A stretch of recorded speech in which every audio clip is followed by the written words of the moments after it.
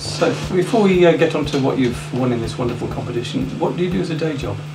I am a technical supervisor some of the time for the SAE colleges. I also work as a freelance live sound engineer for carling academies, and also just do any freelance work, which studios, anyone tracking anywhere, can bring it into all my equipment and start polishing things up here. This is after you came through SAE? It is, yeah. We did the full course at SAE and then basically moved to Oxford to take a job with carling and just to carry on freelancing as well. And then later on joined up at SAE as well, and yeah, just still doing my freelance stuff as well.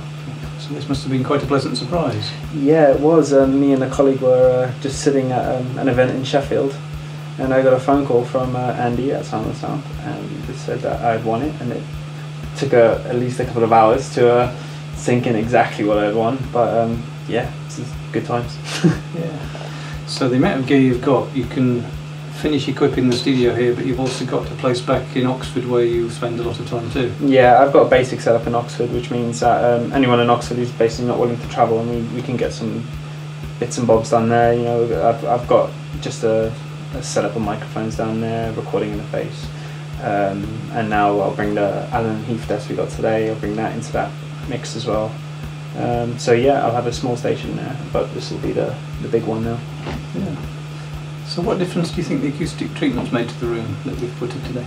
Well, especially it's such a reflective room. There's the angles of the ceilings especially cause a lot of problems, especially at the mix position as well, because the first reflections off the ceilings were coming directly off these angles.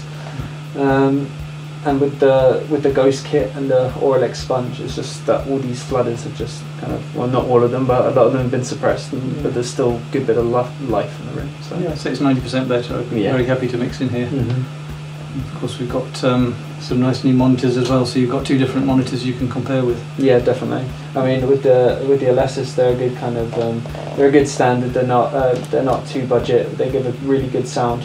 And I've mixed on them for quite a while now, but bringing the Genelex in, you can get that next higher standard again to compare your mixes into, and it's quite nice to have a good A/B comparison in that sense.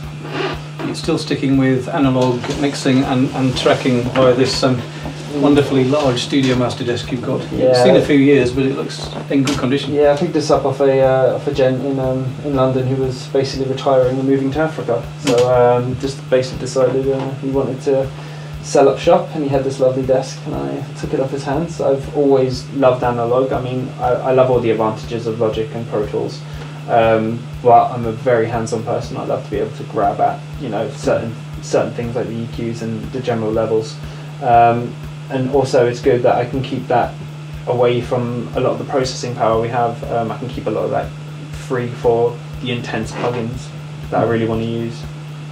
Yeah. Well, it's certainly going to work out well, and of course when you're commuting between the two establishments, you can use your Tenorion to amuse yourself. Yeah, it's quite a little playful toy. I think a lot of people on the Oxford Tube might be slightly confused exactly what I'm doing, but yeah, I mean, it's going to kill a lot of good times, so yeah, it's not too bad. Well, we hope you enjoy it. I certainly will. Thanks very much.